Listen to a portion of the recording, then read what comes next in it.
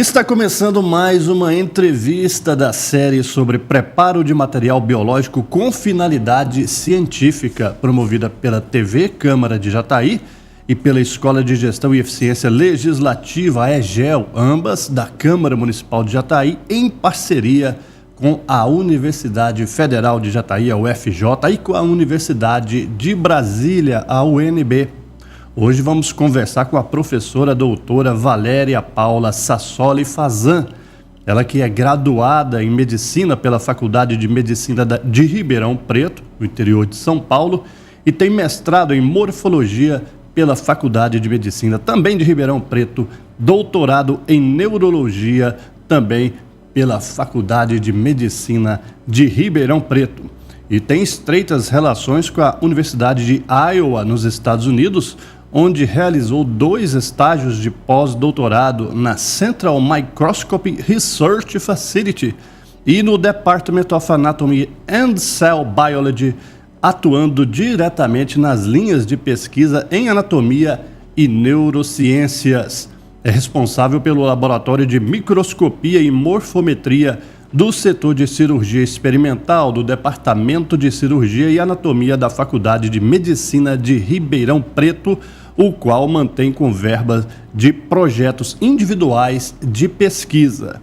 E é orientadora em nível de mestrado e doutorado no programa de Neurologia, opção Neurociências, e atua na sala de necropsia no SVO regional no Hospital das Clínicas da Faculdade de Medicina de Ribeirão Preto. Seja muito bem-vinda, professora Valéria. Muito obrigado por sua presença. Muito obrigada. Eu quem agradeço o convite, a oportunidade de estar aqui com vocês, e eu espero que essa seja uma conversa bastante esclarecedora para todos nós. Sem dúvida será.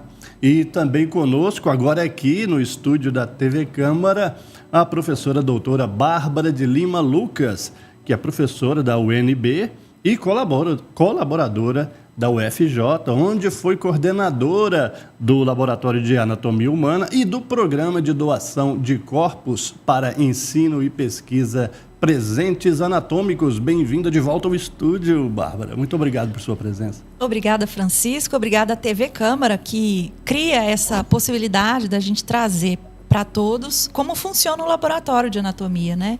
O que acontece ali, quais são as atividades e os esforços para colocar o material da maneira que é adequada para o estudo. Isso aqui é muito importante, então muito obrigada. Obrigada, professora Valéria, que é uma referência na área, principalmente da neuroanatomia, em várias áreas, mas a neuroanatomia especificamente. Muito obrigada, fui sua aluna aqui no programa da pós-graduação, né, do Instituto, em Rio Verde, e continuamos aprendendo com ela, né? É verdade, e a gente agradece pela disponibilidade, ela que está em Nova York, está no estado de Nova York, na cidade de Ítaca. Professora Valéria, então vamos começar essa nossa conversa perguntando para a senhora qual a diferença de preparo do tecido neural para os demais tecidos do corpo. Pois é, Francisco, o tecido neural, ele é muito especial em todos os sentidos, na sua função, na sua estrutura, na sua nobreza, né, que é um tecido bastante importante no sentido de que ele é o comando, né, para a maioria das nossas funções, não só as funções menores, mas também as funções consideradas altas, intelectuais. Então, por conta de todas essas características, ele é um tecido muito especializado e a sua composição é diferente da composição de outros tecidos do nosso corpo. E daí, então, algumas dificuldades que às vezes encontramos no seu preparo, né? Quais seriam as diferenças principais aqui, para deixar mais claro, né? O tecido nervoso tem muita água, então ele é um tecido mole, ele é um tecido maleável. E além de ter muita água, é um tecido que, por incrível que pareça, tem muita gordura. Essa gordura vem das membranas das células que vão envolvendo os prolongamentos dos nossos neurônios, que são as células funcionais do tecido nervoso. Então, pelo fato dele ter muita água e muita gordura, ele acaba sendo um tecido muito mole, muito frágil, muito delicado, em comparação a outros tecidos do nosso corpo. Entendo. E, professora, quais soluções foram utilizadas ou foram desenvolvidas para o preparo de peças de neuroanatomia? Olha, Francisco, essa questão é bastante intrigante, porque nós temos aí desde o século XVIII, vamos dizer assim, a tentativa de uma melhor conservação de estruturas do tecido nervoso. E assim, a nossa estrela, tá, continua sendo a solução de formol, por mais que tenhamos outras tentativas de outras soluções, o formol desde 1868 é a solução mais utilizada na fixação do tecido nervoso. E a gente tem que deixar muito claro assim, não é a solução ideal, mas é a que, por enquanto, melhor se adaptou a essas condições que eu expliquei para vocês, muita água e muita gordura. Então, lógico que existem alternativas ao formol, mas ainda assim ele é o carro-chefe.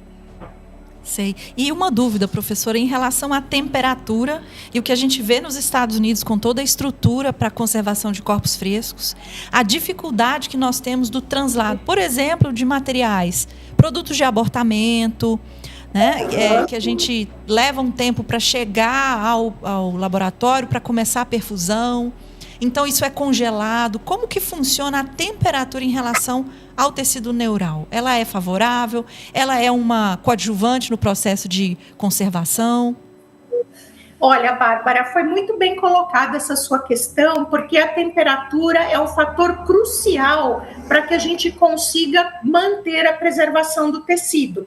Então, tecidos que ficam antes da sua fixação em temperaturas ambiente ou até temperaturas altas, nós teremos um prejuízo da fixação desses tecidos. Então, o ideal é que a gente tenha o transporte dessas estruturas em gelo ou, quando não for possível, em alguma situação de refrigeração, tá? Então, quanto mais alta a temperatura e mais tempo em temperatura alta, pior vai ser a conservação do tecido nervoso. Ele é muito sensível. Lembra, tem bastante água, em temperaturas altas ele vai desidratar. Desidratar. Eu pergunto porque nos editais de fomento que a gente participa, ar-condicionado é um artigo de luxo, né? Aqui para o Brasil, as nossas temperaturas são 30 graus acima constantemente. Isso é muito difícil você controlar numa temperatura de 20 graus. Então, o ar-condicionado ele é um item essencial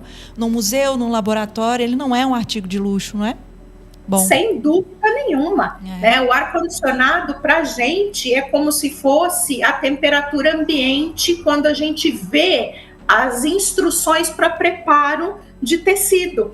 Né? Aqui nos Estados Unidos é muito comum, eles falam temperatura ambiente, mas a temperatura ambiente deles não é a nossa. Não é a nossa. Né? Então, nós precisamos do ar-condicionado para que esse tecido fique na chamada temperatura ambiente, que foi colocada na metodologia descrita em outros países que não tropicais. Ótimo, isso mesmo. É verdade. E, professora Valéria, quais as pesquisas são realizadas nacionalmente e mundialmente com o tecido neural humano? Olha, nós temos aqui uma divisão, Francisco, que eu acho que é importante ser colocada. Nós temos a divisão de sistema nervoso central, essencialmente o cérebro e a medula espinal, mas nós não podemos esquecer do sistema nervoso periférico, onde nós vamos trabalhar os nervos. E aí nós temos duas grandes linhas, né? O pessoal que investiga mais a parte do sistema nervoso central está trabalhando o Alzheimer, que é uma coisa assim que tem chamado muita atenção e ainda tem bastante coisa para a gente descobrir. A doença de Parkinson, onde nós podemos colher partes de tecido e investigar a resposta desse tecido, inclusive a tratamentos mais modernos. E temos outras doenças aí, né, que se colocam em termos de alteração, de lesão do sistema nervoso central, mas eu posso ressaltar o Alzheimer, que hoje tem sido carro-chefe na linha de pesquisa de doenças com tecidos humanos. Na parte do sistema nervoso periférico, nós temos as biópsias de nervos, que nos auxiliam no entendimento de doenças que acometem os nervos. E aí o carro-chefe ainda é o diabetes, uma doença altamente prevalente. A gente não tem o total entendimento de como o diabetes altera a função dos nervos, e nesse sentido a gente consegue, inclusive com pacientes vivos, retirar um pedacinho do nervo que já está lesado pela doença, sem causar nenhum prejuízo para o paciente, e prosseguir com a investigação até para tratamento individualizado de cada um desses pacientes. E essa fala dela foi muito importante mesmo. A gente sabe que existem hoje em dia, né, muitas contraindicações do uso de pesquisa em animais. Mas se a gente fala do sistema nervoso, especificamente o central, a pesquisa precisa ser feita em humanos, né, professora? A gente não consegue substituir isso com outras espécies, assim, de forma tão fiel, né, ao que aconteceria. Então, mais um motivo para a gente ter esse valor do uso de corpos doados com finalidade científica para essa área de neurologia, né? Sem sombra de dúvidas, né? O tecido nervoso, nos humanos, ele alcançou o seu maior grau de desenvolvimento, né? E muitas vezes a gente não consegue uma reprodução ideal num modelo animal de uma doença humana. Então é muito complicado, a gente depende do tecido humano para melhor investigação de condições de doenças que só vão acontecer nos humanos. Isso, muito bem. Tá certo. E professora, quais as perspectivas de trabalho futuro e as dificuldades a serem solucionadas para facilitar o estudo de neuroanatomia em peças humanas? Olha, a gente tem aí um grande desafio, como a professora Bárbara já colocou, que é a questão da doação. A gente precisa do tecido humano para fazer essas investigações. E, logicamente, a partir do momento que a gente tem acesso ao tecido humano, a gente vai poder utilizar esse tecido de várias formas. E o nosso objetivo final é sempre o foco nas doenças que acometem o tecido nervoso. Eu vejo como uma grande perspectiva para o nosso futuro aqui a cultura de células. Então, a gente pode conseguir captar neurônios e manter esses neurônios cultivados em estufas. A gente pode utilizar as células que dão suporte para esses neurônios, também cultivá-las em estufa e manter uma linhagem celular. E essas futuras, vamos dizer assim, perspectivas, elas estarão muito voltadas ao entendimento da biologia do câncer e o tratamento do câncer, particularmente os do sistema nervoso central, que mesmo quando são chamados de tumores benignos, pela sua localização nobre, são considerados funcionalmente como malignos. Olha só, verdade. E aí, então, a gente precisa dos esforços, né, das instâncias institucionais, na aprovação de programas de doação, e da comunidade externa como um todo, as instâncias jurídicas, em analisar esse valor do material biológico, reduzindo burocracia e incentivando, né, com a redução de taxas, a desburocratização mesmo, para a gente alcançar. Nos Estados Unidos, onde a professora está, não existe um termo de doação a ser assinado, por exemplo, não é isso, professora?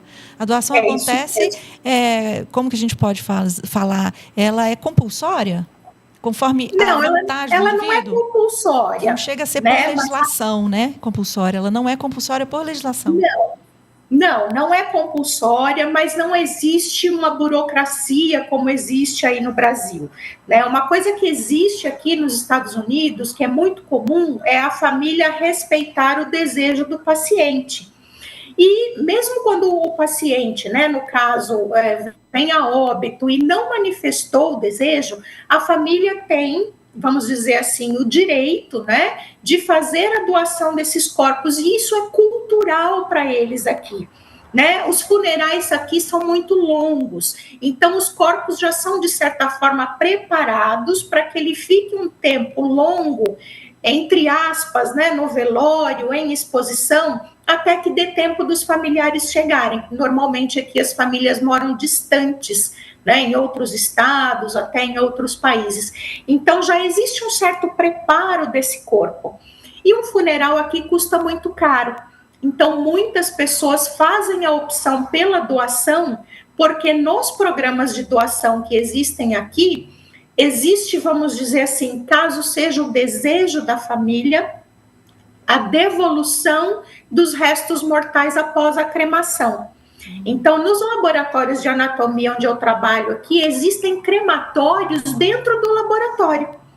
Uma vez que a gente termina a utilização daquele corpo, nós fazemos a cremação, recolhemos aqueles restos e devolvemos para a família. Quando a família não deseja os restos mortais, também existe aqui uma cerimônia onde existe um local específico no cemitério, onde é feita essa cerimônia e esses restos são enterrados num lugar específico da universidade. Olha, muito bom. Muito bem. Muito bom. Professora Bárbara, mais alguma questão para a professora Valéria? Olha, as dúvidas são enormes, mas a gente sabe que o nosso tempo é em busca de colaborações também, né, professora? A gente vive aqui trabalhando, buscando colaborações. Precisamos, então, divulgar o Congresso de Anatomia Humana, o 30º, não é, professora? Que vai acontecer em Guarulhos, de 14 a 16 de novembro. Ali a gente tem também o 2º fórum, dentre outras atividades, né, para os interessados no assunto. O 2º fórum de doação de corpos, onde a gente vai encontrar várias instituições e discutir sobre essas normativas, né, as soluções que podem facilitar a chegada do corpo ao laboratório.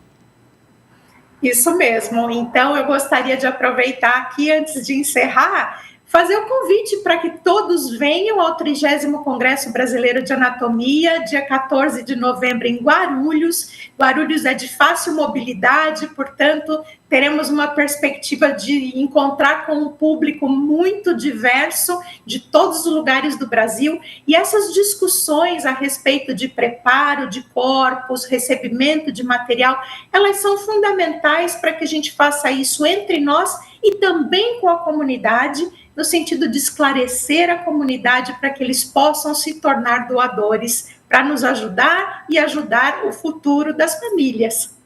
Muito obrigada pela sua aula e vamos seguindo, né, com outras parcerias de trabalho. Exato. Né, e é isso.